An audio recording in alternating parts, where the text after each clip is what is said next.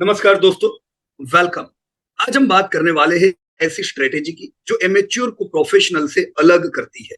इसका नाम है friends, mastering wealth rotation.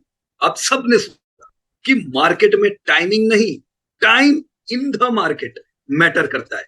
True, but capital वहां एलोकेट करना जहां उसकी सबसे ज्यादा रिस्पेक्ट हो, that is the real game. दोस्तों, आज हम आपको FY 26 का एक ड्राइवन ब्लूप्रिंट देंगे जिससे आप ये समझेंगे कि कब डिफेंसिव होना है और डिफेंसिव होके मेटल्स से निकलकर कंपनी इक्विटी में पाइवोट करना है। तो चलिए दोस्तों, शुरू करते हैं हम ये डिस्कशन। मार्केट का सबसे पुराना the bunker versus the compounding machine. दोस्तों, अभी आपने देखा होगा कि जब कोई देश हमला करता है तो लोग बम फोड़ने चले जाते, क्यों? बचने के लिए। ऐसा बाजार में भी है, बाजार में भी जब हमला होता है तो हमें बंकर ढूंढना पड़ता है। दोस्तों, एसेट्स की अब एक पर्सनालिटी होती है। एक तरफ है द बंकर। बंकर क्या है दोस्तों? जो हमें बचाता है, हमारा गोल्ड और सिल्वर। दोस्तों, ये इन्फ्लेशन और पैनिक्स में आपकी परचेसिंग पावर को प्रिजर्व करते हैं। पर एक सच बताओ दोस्तों, तो गोल्ड थोड़ा लेजी होता है। वो बस लॉकर में पड़ा रहता है, चमकता है, पहनने को काम लगता है, पर कोई अर्निंग जनरेट नहीं करता है, कोई डिविडेंड दोस्तों नहीं देता। यानी अगर मैं ये एसेट को रखता हूं, मेरे को एनुअल इनकम नहीं होती। दोस्तों, दूसरी तरफ है कंपाउंडिंग मशीन, ग्रोथ इक्विटीज। जब आप निफ्टी या S&P 100 यूएस की जो इंडेक्स है, अगर हम यूएस बाजार को रिलेट करें या इंडियन बाजार को रिलेट करें, तो मान लो जब आप इंडेक्स खरीदते हो फॉर एग्जाम्पल, या फिर आप उन कंपनियों में निवेश करते हो दोस्तों, तो क्या होता है? आप ह्यूमन इंजेन्युइटी खरीद रहे होते हो। लाखों रोज सुबह उठकर अपने बिजनेस इसको ग्रो करने में लगे हैं, और ये मशीन आपको सेकंड इनकम यानी तो डिविडेंड्स देती है। राइट और रॉन्ग? दोस्तों, द गोल, हम किसी एक का परमानेंट फैन नहीं है। हम वहां कैपिटल लगाएंगे जहां मैक्रो साइकिल बेस्ड हो। ये दोस्तों कैसे समझेंगे? तो इसके लिए चलो अब जरा इनका डीएनए टेस्ट करें। दोस्तों, पिछले 30 सालों का स्कोर बोर्ड देखिए। ग्लोबल और इंडियन इक्विटीज ने आपको 8 से 11.2% का लॉन्ग टर्म कगार दिया है, प्लस 1.2 से लेके करीबन 1.5% का एन्युअल डिविडेंड, यानी ग्रोथ के साथ एक पैसिव इनकम। जहां आपने निवेश किया है वो ग्रो होता जाता है, साथ में आपकी एन्युअल इनकम भी हर साल बढ़ती रहती है। तो आपने एक ऐसा एसेट बनाया जो निवेश तो आपने एक बार किया है, पर आपको year on year on year on year perpetual income जिंदगी भर दोस्तों देता रहता है। गोल्ड ने भी दोस्तों रिटर्न अच्छे दिए, 10.9% का रिटर्न दिया है, पर दोस्तों उसके साथ जो उसकी यील्ड है दैट इज 0। और सिल्वर, वो तो द डेविल्स मेटल है दोस्तों, एक इंडस्ट्री हाइब्रिड जो लिवरेज और काउस के साथ चलता है। 30 साल में रिटर्न लगभग कन्वर्ज हो जाते हैं। फर्क सिर्फ इतना है कि इक्विटीज कैश फ्लो और बिजनेस एक्सपांशन से रिटर्न देती है, और मेटल क्राइसिस रिटर्न देते हैं क्योंकि ये बंकर से छुपने के। सो टू बी ऑनेस्ट, बिना पैनिक के गोल्ड का इंजन स्टार्ट ही नहीं होता है। तुम सिंपल, जब दुनिया एक्सपांड हो रही होती है, इक्विटीज आपको बढ़िया रिटर्न दे रहे होते। जैसे दुनिया के सामने मुश्किलें आती है, छुपी इन्वेस्टर्स गोल्ड सिल्वर का सहारा लेते हैं। पर यहां हमने सिल्वर को दूसरा एक इंडस्ट्रियल यूज की वजह से भी यहाँ पे देखा, दोनों यूज हुए। राइट फ्रेंड्स, तो अब आते हैं दोस्तों उस ट्रैप पर जहां 90% रिटेल इन्वेस्टर फंस जाते हैं। उसे कहते हैं द रिटर्न साइकोलॉजी एरर। दोस्तों, कगार CAGR एक रियर व्यू मिरर की तरह है। अगर आप किसी एसेट का रिटर्न एक मार्केट क्रैश के टाइम चेक करेंगे, फिर चाहे वो गोल्ड हो चाहे वो इक्विटी हो, जैसे यहां मैंने मार्च 2020 दिया हुआ है, तो इक्विटीज डेढ़ लगेगी 2020 में जैसा हुआ। और यार 2020 में जब क्रैश आया दोस्तों, उस समय 3-4 साल पुराने वालों के तो रिटर्न बिल्कुल फ्लैट हो जाते हैं, 10 साल वालों के भी रिटर्न कम दिखते हैं, और तुरंत वाले तो नेगेटिव होते हैं। तो लोगों को लगता है ओ माय गॉड, ये तो डेड। और एमेच्योर घबराकर बॉटम पर बेच देते हैं। दोस्तों, लेट 2021 की यूफेरिया में सबको लगा स्टॉक्स ओनली गोज अप, बराबर की नहीं? जब कोविड के बाद की रैली आई और टॉप पर खरीद लिया। आज FY 26 में पोस्ट इन्फ्लेशन पैनिक गोल्ड का रिटर्न 10 ईयर 18.7% लग रहा है। क्योंकि अभी इन्फ्लेशन युद्ध की वजह से गोल्ड ने जबरदस्त रैली की, तो रिटर्न उसके कितने बढ़िया लगते हैं। नियर टर्म इन्वेस्टर के तो बहुत बढ़िया होते हैं, लॉन्ग टर्म वालों के भी अच्छे दिखते हैं। तो ये कगार दोस्तों आपको इंफॉर्मेशन क्या देता है, कोई भी चीज को जब आप गिरावट में देखते हो वो आपको मायूस करता है, कोई भी चीज को रैली में देखते हो वो आपको बगैर काम का मोटिवेट करता है। जैसे मोटिवेट लोग हो गए थे 2021 में इक्विटी में, जैसे लोग मोटिवेट हो गए थे 2025 तक इक्विटी में। दोस्तों तेजी में रिटर्न देखना बिल्कुल काम का नहीं है। फॉल में रिटर्न देख देख के मायूस होना, वो 3 साल हो गया कोई रिटर्न नहीं है, 5 साल वालों के भी रिटर्न दो होते और 2 साल वालों को तो कुछ नहीं का ही नहीं। दोस्तों अगर हम इस कगार के ट्रैप में आए तो लॉन्ग टर्म वेल्थ नहीं ले पाते हैं।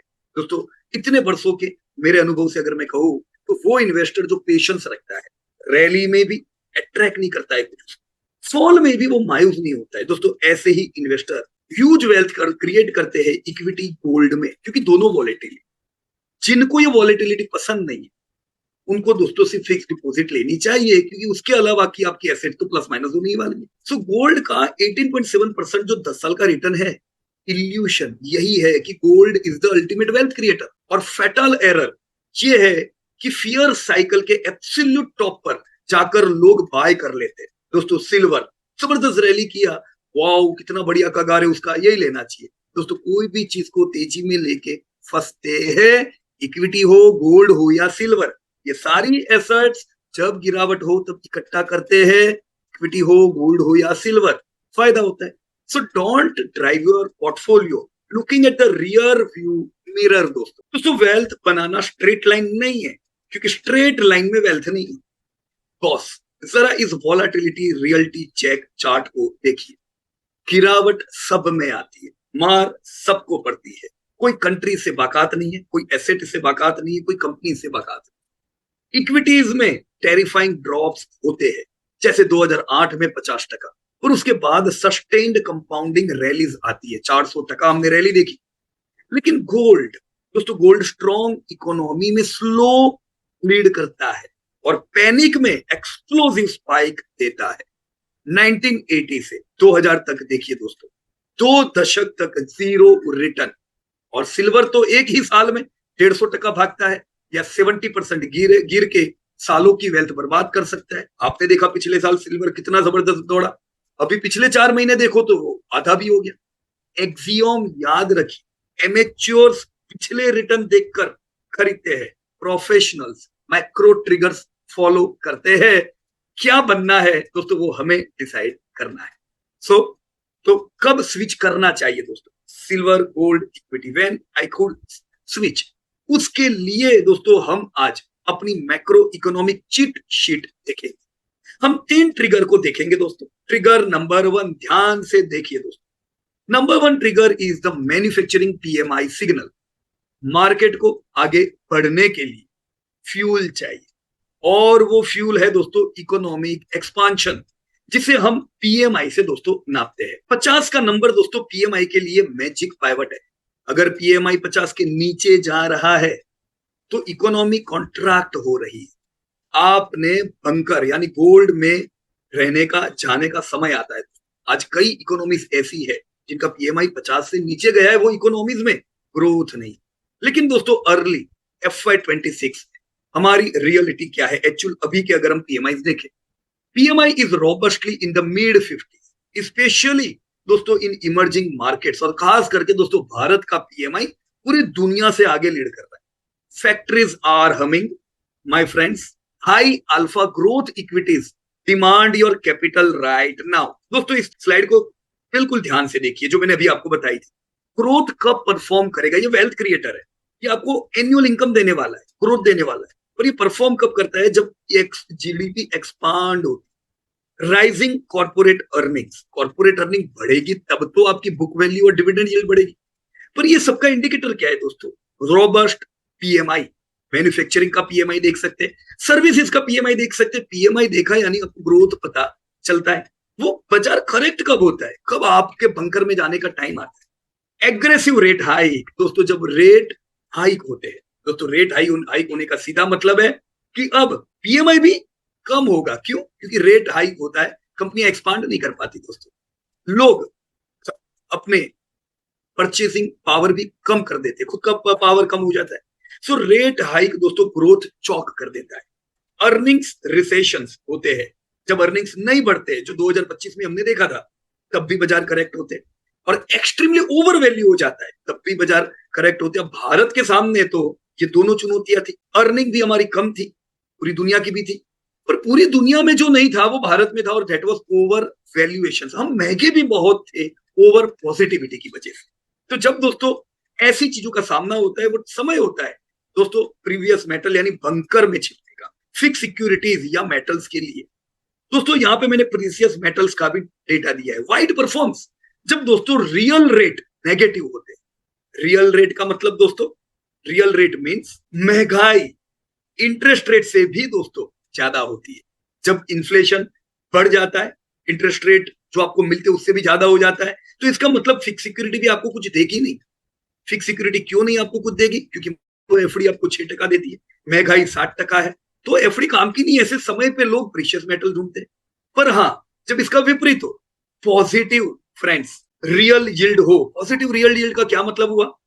महंगाई 3% है, इंटरेस्ट रेट 7-1% है, इसका मतलब आपको फिक्स सिक्योरिटी भी अच्छे रिटर्न देती है। तो ऐसे समय पे भी दोस्तों आपका जो मेटल है वो इतना परफॉर्म नहीं करता है, right? So to make it more clear, मैं आपको ट्रिगर 2 पे ले जाता हूं, द रियल यील्ड लीवर। दोस्तों ध्यान से देखना इस ट्रिगर को। मेटल्स को कंपटीशन से बहुत नफरत होती है, क्योंकि गोल्ड बैंक अकाउंट में पड़े हुए इंटरेस्ट नहीं देता है। जब इंटरेस्ट अच्छे मिल रहे होते हैं, ये गोल्ड के लिए भी अच्छा नहीं है। इसका डायरेक्ट कंपटीशन गवर्नमेंट बॉन्ड के इंटरेस्ट से है। फॉर्मूला बिल्कुल सिंपल है दोस्तों। रियल यील्ड मैंने जो भी बताई वो क्या होती है? Nominal bank interest rate minus inflation rate. इसका सीधा मतलब हुआ दोस्तों, इन्फ्लेशन जितना कम होगा, दोस्तों इसका सीधा मतलब, अगर इन्फ्लेशन बहुत हाई है और रियल यील्ड नेगेटिव है, तो क्या? द मेल्टडाउन फेज आता है। फ्लैट करेंसी पिघल रही है, लोग गोल्ड भागते हैं। लेकिन जब इंटरेस्ट रेट मॉडरेट हो, इन्फ्लेशन लो हो, तो आती है the goldilocks state. Business expand होते हैं, कैश फ्लो कंपाउंड होता है, और अभी हम इस फेवरेबल जोन में पाइवोट कर रहे हैं। लेकिन दोस्तों युद्ध जब हुआ, जैसे अभी ईरान का युद्ध हुआ, तो जब युद्ध होता है ऐसे समय पे महंगाई बढ़ने के चांसेस होते हैं, इंटरेस्ट रेट भी बढ़ने की प्रोबेबिलिटी होती है। तो युद्ध दोस्तों इक्विटी के लिए अनफेवरेबल है और गोल्ड के लिए दोस्तों फेवरेबल बनता है, राइट? तो द रियल यील्ड प्लेबुक बिल्कुल सिंपल है। यहाँ पे मैंने कुछ उदाहरण दिए हैं। महंगाई 6% है, आपको ब्याज बैंक 4% देती है, नेगेटिव रियल यील्ड हुआ, तो इसमें विनर कौन है दोस्तों? Gold and silver. कैपिटल इधर जाएगा दोस्तों। गोल्डी लॉक पीरियड यानी महंगाई 3%, इंटरेस्ट रेट 5%। इस केस में आपकी रियल यील्ड 2% है दोस्तों। विनर बनता है इक्विटीज। प्रेडिक्टेबल बोरोइंग कॉस्ट हुई, बिजनेस कॉन्फिडेंटली एक्सपांड होते हैं, और आपका कैश फ्लो दोस्तों बढ़ता है। अभी कैसा हुआ? युद्ध आने से सीधा आपका कैश फ्लो कम हो गया, राइट? तो वो इक्विटी के लिए नेगेटिव था। ये तीसरा एग्जांपल है द क्रंच। महंगाई खाली 2% आ गई है, बहुत फेवरेबल है, और इंटरेस्ट रेट हाई है 6%। तो रियल यील्ड यहाँ पे हाईली पॉजिटिव हुई, पॉजिटिव नहीं, हाईली पॉजिटिव। इस केस में दोस्तों विनर कौन हुआ? Bond, cash. दोस्तों हाई रिस्क फ्री रिटर्न जब आपको मिले, तो क्यों यार इक्विटी या गोल्ड की ओर जाने का, राइट? तो expensive capital chalks equity valuations, right? So this is the simple example जिसका हमेशा हम ध्यान रखेंगे, तो ये हमारे लिए बड़ा अच्छा है। So now let's synthesise this. इस मैक्रो क्वाड्रेंट आपने समझ लिया, तो मार्केट दोस्तों आपकी मुट्ठी में है। ध्यान से देखो इसे। एक एक्सिस पर है इकोनॉमिक ग्रोथ, पीएमआई, दूसरे पर है दोस्तों रियल यील्ड, राइट? तो एक रियल यील्ड का एक्सिस हुआ, एक पीएमआई ग्रोथ का एक्सिस हुआ। अब जब पीएमआई 50 से कम होता है और नेगेटिव यील्ड हो, तो सिस्टमेटिक फियर गोल्ड और सिल्वर को डोमिनेट कर देता है, समझे? पीएमआई 50 से कम, 50 से लेसर, तो क्या हुआ दोस्तों? गोल्ड डोमिनेट हो गया, नेगेटिव यील्ड हुई। यील्ड पॉजिटिव हुई तो किसको फायदा होगा? कैश और बॉन्ड्स को। बट हमारा टारगेट FY26 जोन दोस्तों कहां है? Bottom right, the goldilocks expansion. Positive yield और पीएमआई 50% से ज्यादा, 50 से ज्यादा, टका नहीं है। यहाँ कैपिटल का ऑप्टिमल घर ग्रोथ इक्विटीज है, राइट? यानी ये कोई गेस वर्क नहीं है माय फ्रेंड्स, ये डिसिप्लिन्ड एलोकेशन है। देखो पीएमआई तो इंडिया का बढ़िया ही है, दिक्कत अभी किधर थोड़ी नजर आ रही है, यूथ की वजह से महंगाई में और इंटरेस्ट रेट में। तो इन दोनों को थोड़ा ट्रैक करना होगा। अगर महंगाई कंट्रोल रहती है, इंटरेस्ट रेट गिरते हैं दोस्तों, बाजार के लिए ये जबरदस्त बात हुई। जितना अनफेवरेबल सिचुएशन हो उतना बॉन्ड या गोल्ड में आप रह सकते हैं, right. So this is what we learn today friends. अब आता है मेरा फेवरेट टॉपिक, ट्रिगर 3। दो तो देखे ट्रिगर, पहला पीएमआई, दूसरा हमने रियल यील्ड देखा। Now this is trigger number 3, amateurs cross return देखते हैं, पर मेरे स्टूडेंट नेट रिटर्न देखते हैं। फिजिकल गोल्ड लेने जाओगे तो मेकिंग चार्जेस, स्टोरेज कॉस्ट सब रिटर्न खा जाएगा, तो भी गिनना चाहिए। पहले लोग एसजीबी सोवरेन गोल्ड बॉन्ड लेते थे टैक्स बचाने और इंटरेस्ट भी मिलता था, लेकिन सावधान दोस्तों, 2026 बजट ट्रैप आ गया है। अगर आप दोस्तों गोल्ड के दाम बहुत बढ़ने के कारण, इंपोर्ट ह्यूज गोल्ड करने के कारण दोस्तों ये डेफिशिएट हो गया, जिसके कारण दोस्तों एसजीबी भी नई नहीं देखी हमने, और 2026 में ये ट्रैप भी डाला गया। अगर अब आप सेकेंडरी मार्केट से एसजीबी लेते हैं तो आपकी कैपिटल गेन टैक्स एग्जम्पशन छीन ली गई है। इसीलिए the professional solution for FY26 is only gold ETF और म्यूचुअल फंड। और if you are directly buying gold, करना चाहिए, डायरेक्टली भी गोल्ड ले लो। फायदा क्या है, वाइफ भी बोलेगी थैंक यू, पहनने को काम लगते हैं, और गोल्ड होना चाहिए। So no friction, no storage, pure liquidity. तो दोस्तों FY26 का एक्शन प्लान क्या होना चाहिए? आपका ब्लूप्रिंट तैयार है। Rule number 1, never go to zero. Gold portfolio का इंश्योरेंस है। जैसे गाड़ी का इंश्योरेंस हम एक्सीडेंट होने के बाद नहीं लेते, उससे पहले लेते हैं, वैसे ही पोर्टफोलियो में 5 to 10% बेस डिफेंसिव एलोकेशन हमेशा गोल्ड ETF या एक्चुअल अगर आपने गोल्ड लिया हुआ है तो उसके थ्रू बनाए रखिए। Rule number 2, pivot with purpose.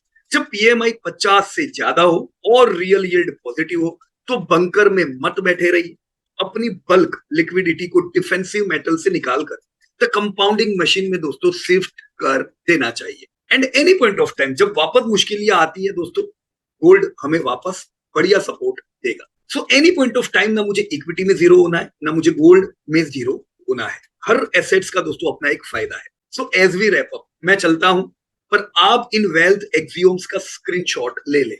Axiom 1, wealth is not created by hiding, it is created by compounding. Axiom number 2, returns are an illusion of timing. जो लोग रिटर्न देखते हैं वेल्थ नहीं कमा पाते, क्योंकि वो प्रॉपर डिसीजन नहीं लेते। जब रिटर्न बुरे दिख रहे हो, that is the time to invest, क्योंकि सब सस्ता है। जब रिटर्न बड़े अच्छे दिख रहे हो, that is the time to hide some portfolio. If those return are seen in equity, but if those return are seen in gold, it's time to take it to equity. तो return दोस्तों आपको portfolio को डुबाता है। Axiom number 3, assets have personalities but macro dictates their performance. Emotions को दोस्तों हटाइए। At least जब आप इक्विटी में निवेश कर रहे हो, कोई समय अगर कगार इतने अच्छे ना दिखे, you have invested in businesses, दोस्तों वो बिजनेसेस आपको भले CAGR नहीं है पर आपको अर्निंग हर साल देता जा रहा है, और CAGR का टाइम आएगा तब CAGR छप्पड़ फाड़ के पड़ेगा। सो इमोशंस को हटाइए, लॉजिक और डेटा के बेस पर इन्वेस्ट कीजिए, और ह्यूमन इंजेन्युइटी को आपकी फाइनेंशियल डेस्टिनी लिखने दीजिए। दोस्तों आप लोग इस क्वार्टर अपना कैपिटल एलोकेशन कहां कर रहे हैं, द बंकर या द मशीन? कमेंट सेक्शन में जरूर बताइएगा। दोनों ही चीजें SIP करने के लायक है, पर दोनों में एग्रेसिव कब होना, मैंने आज आपको दोस्तों को समझाया है। तो thank you and happy investing. Quick reminder before we sign off, we are SEBI registered corporate investment advisor. The content shared in this presentation and video is strictly for educational and informational purposes only and should not be constructed as a direct investment advice. Stock markets, friends, and investments are subject to market risk. Past performance is not indicative of future result. So thank you so much and Jai Hind to everyone.